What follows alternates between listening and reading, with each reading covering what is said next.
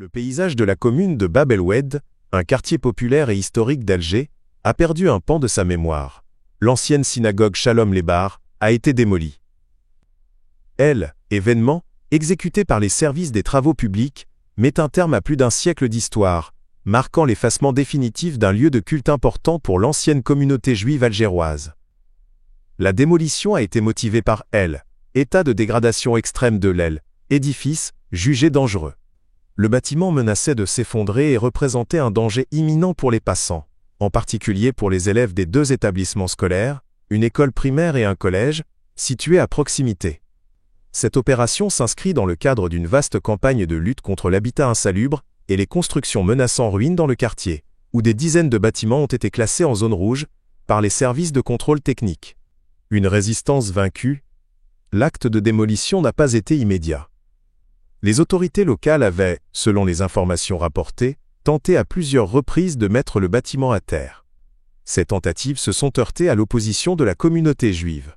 Bien que la communauté ait presque entièrement disparu d'Algérie, son attachement à ce patrimoine s'est manifesté par des actions, notamment à travers une ambassade étrangère, qui était parvenue à suspendre le processus de démolition malgré l'état de ruine avancé du bâtiment, aggravé par le temps et l'absence de maintenance. Shalom Lebar, histoire d'un beau lieu de culte. La synagogue Shalom Lebar, située historiquement sur l'ancienne rue de Dijon à Bab el-Oued, trouve ses origines à la fin du XIXe siècle. Fondation et don, le lieu de culte a été fondé en 1894. Il fut construit sur un terrain de 180 mètres carrés, offert à la communauté juive en 1891, par un bienfaiteur nommé Shlomo Lebar, ou Shalom Lebar, qui donna son nom à édifice. Fonction et esthétique. Elle succédait à un oratoire plus petit de la place Lelièvre.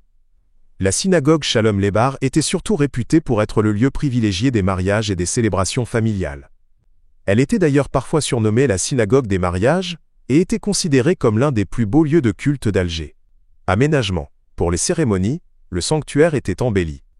Des sources de l'époque décrivent un intérieur où des lumières étaient placées autour de l'autel pour faire briller les incrustations de verre. À l'arrière, une galerie abritait l'harmonium, souvent rempli de jeunes choristes pour les chants de mariage. Le fils du donateur, M. Samuel Lebar, fut d'ailleurs l'un des administrateurs du sanctuaire. Après l'indépendance, suite au départ massif de la communauté juive d'Algérie en 1962, le bâtiment a perdu sa fonction religieuse première. Il avait été transformé en une salle d'accueil pour les occasions et les fêtes familiales, avant de tomber dans un état de délabrement irréversible. La démolition de Shalom Lebar symbolise l'achèvement de l'effacement du patrimoine matériel de la communauté juive en Algérie, un processus entamé après l'indépendance, où de nombreuses synagogues ont été transformées, abandonnées ou détruites, marquant la fin d'une présence millénaire au Maghreb.